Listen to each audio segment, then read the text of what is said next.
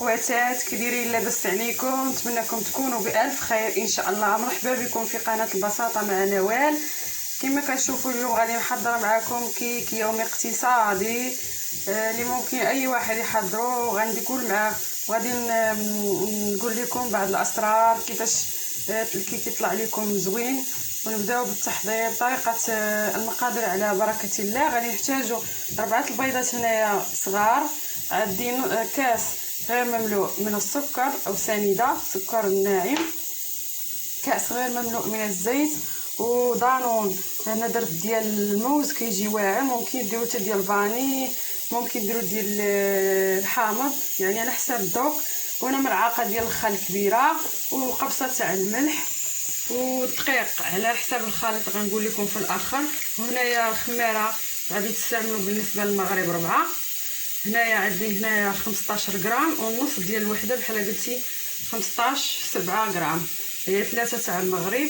وغادي نبداو على بركه الله طريقه التحضير. خواتي انا درت 4 البيضات ديالي مع قبصه ديال الملح. وكنأكد عليكم من اسرار ديال النجاح ديال الكيك ديما البيض بحراره المطبخ، يعني انا خرجته الصباح بكري وكان في الكوزينه، واخا اليوم الحال سخون خرجته باش يطلع لي كيكه زوينه. وما تجيبوش من الثلاجه مباشره تخدموا به، راه ما غيطلعش لكم كيكه زوينه. كان انا غنخلط عيب بالطراب اليدوي، ممكن ديروا حتى الطراب الكهربائي.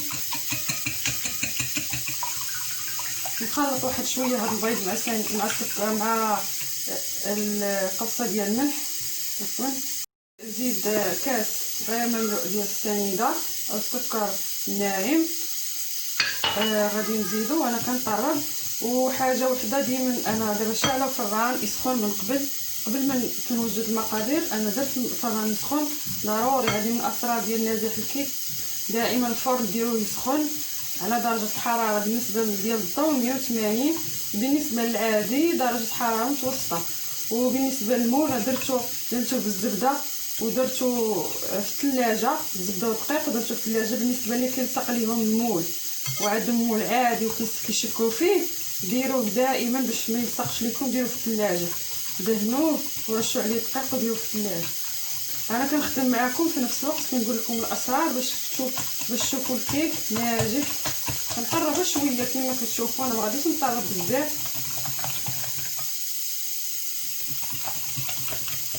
صافي دابا غادي نزيد هاد نص كاس، ما قلتوش لكم كنظن، ديال الماء دافي.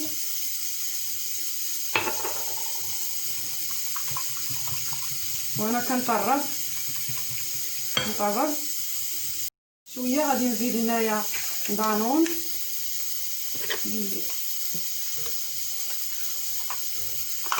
كيجي صدقوني ديال البنان، جربوا على حسابي، كتجي واحد النكهه واعره في الكيك. كيعجبني انا ديال البنان، كيجي واعر في الكيك.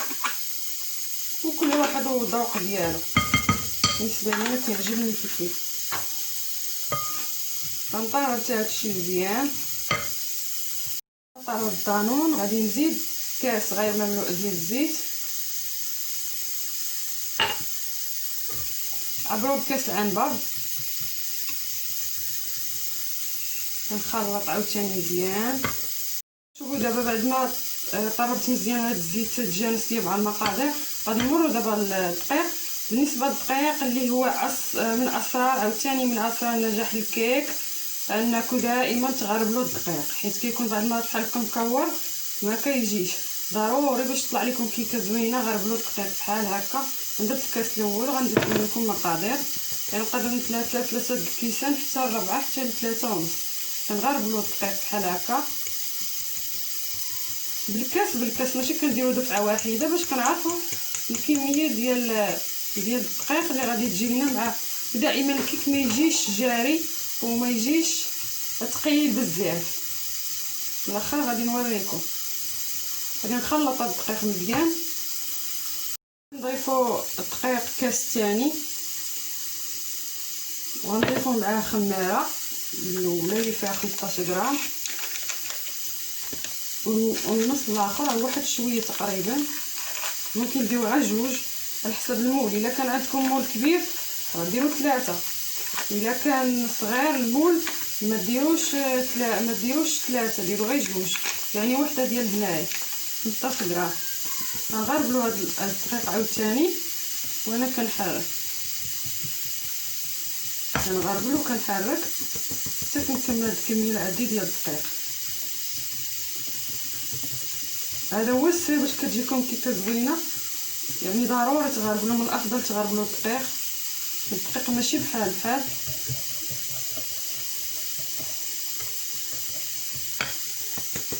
نكمل هاد الكميه ديال الدقيق. نضيف هاد الكاس الثالث، غنشوف واش غادي نحتاج كاس كله ولا نص كاس، غنضيفها بشويه في الاخر.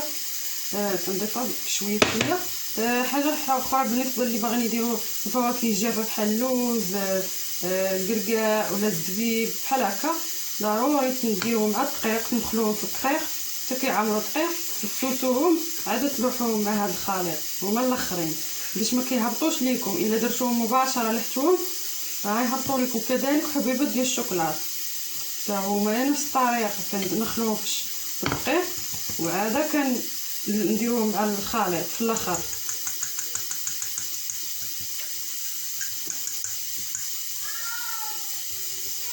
دابا غنخلط المول عندي صغيور، نخلط داكشي مزيان ونزيد تقريبا نص كاس.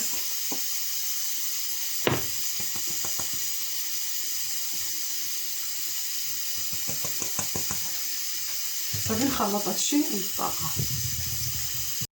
شوفوا هذا هو القوام، شي كتجي ثقيله ماشي سائله، شي كتجي دائما كيبان لكم كتبقى تترسم. الا درتو مثلا 8 كتبان لكم، ديروا شي حاجه كتبان لكم كترسم. هادشي باش كتعرفوا هذا هو القوام ديال. دابا غادي نزيد واحد المعلقه معامر ديال الخل. الخل السر ديالو كيعطي واحد الهشاشه، كيجي هشيش وزوين ورطب. هي اخر حاجه نزيدها وغنحرك هاد الخليط. شوفوا بعد ما زدت الخل دابا مازال غتزيد واحد شويه دقيق على حسابنا. غناخذ واحد الكميه اللي ملي تبغيو تزيدوا كاكاو كتخليو شويه باش كتزيدوا كاكاو راه كيزيد يتقال كاكاو المر. دابا غنزوق به، غناخذ واحد الكميه قليله.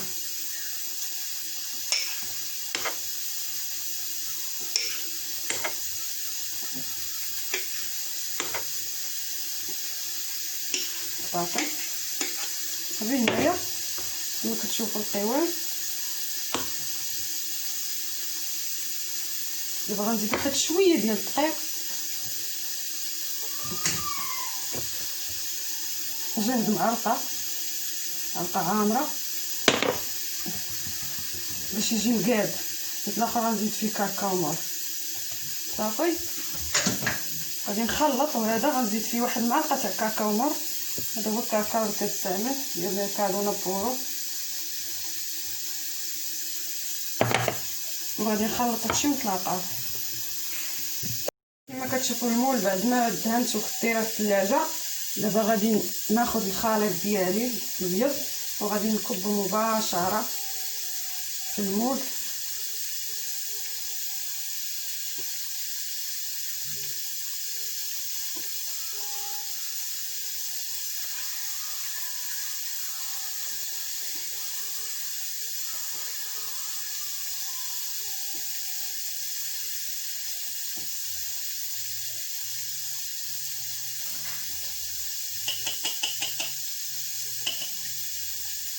صافي غادي نمشي معلقه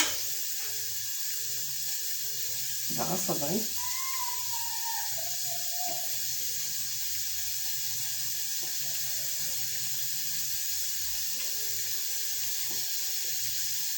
الخليط الابيض دابا غندير الاسود بحال هكا يعني شكل عشوائي. غادي ندير هكا معلقه هنا ومعلقه هنا، ندخلي واحد المسافه ندير معلقه عامره.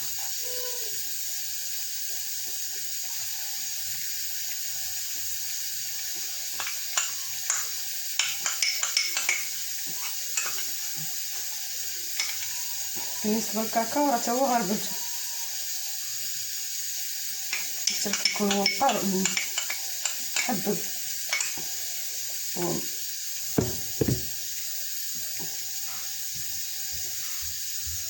صافي كما كتشوفوا معايا. ممكن تخليوه هكا حتى هو كيجي زوين دائره بحال هكا. ممكن تاخذوا واحد الكوردو دوروا بحال هكا يجي بحال الشطروانده.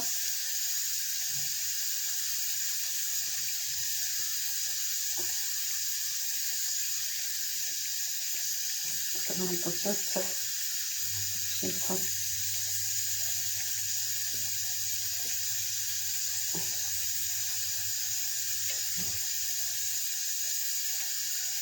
صافي. غندخلو دابا الفران مباشره نتلاقاو بعد ما يطيب. حتى الكيكه بعد ما خرجتها من الفران هي بردت شويه، غنخليها تبرد تماما. هذا هو السر، ديما نخليو الكيكه تبرد عاده. غادي نقلبها وغادي ندوز للتزيين. بعد ما بردت لي الكيكه دابا غنخويها نحطها هنا في الطبسيل ديالي هكا. يعني ساهله كما كتشوفوا كتخرج بسهوله. انا نخليها على هاد الجهه كتجي زوينه. غادي بالنسبه للزين انا غادي نفضل نزينها بالشوكولاط الابيض حسب كيعجبني.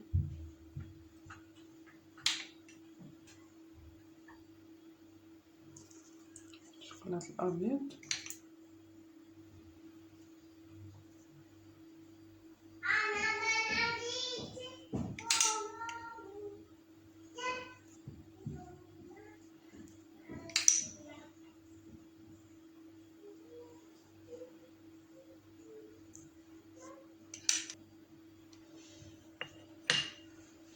وغادي نزينها بالكوك. هذا هو الكوك اللي قلت لكم ديال الكونسوم. شي الشوكولاط الابيض غندير عليه الكوك